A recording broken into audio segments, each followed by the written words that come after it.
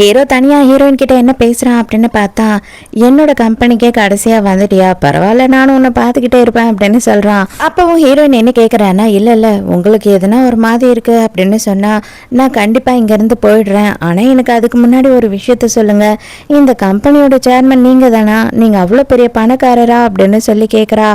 உடனே இவனும் என்ன சொல்றானா, நானே உங்ககிட்ட சொல்லணும்னு தான் நினைச்சேன், ஆனால் எனக்கு என்னன்னா டக்குன்னு நான் சொல்லும் போது நீ பயந்துக்கிட்டு என்னை விட்டு போயிடுவியோன்னு எனக்கு பயமாக இருந்தது, அதனால தான் நான் சொல்லலை அப்படின்னு சொல்கிறான்.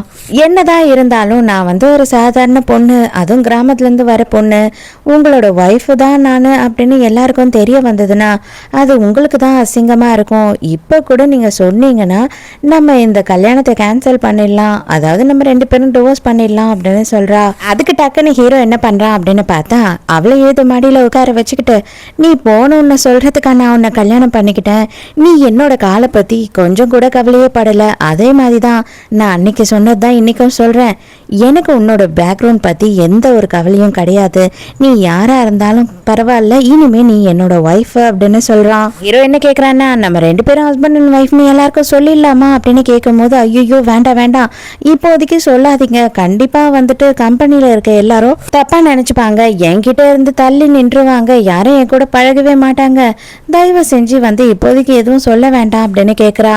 உடனே ஹீரோவும் சரின்னு புரிஞ்சுக்கிறான். சரி ஓகே, எனக்கு ஒரே ஒரு கிஸ் கொடுத்துட்டு போ அப்படின்னு சொல்லிட்டு ஹீரோயினை இழுத்து கிஸ் பண்றதுக்கு போறானா, கரெக்டா அந்த டைமுக்கு அவனோட போன் அடிச்சிருது.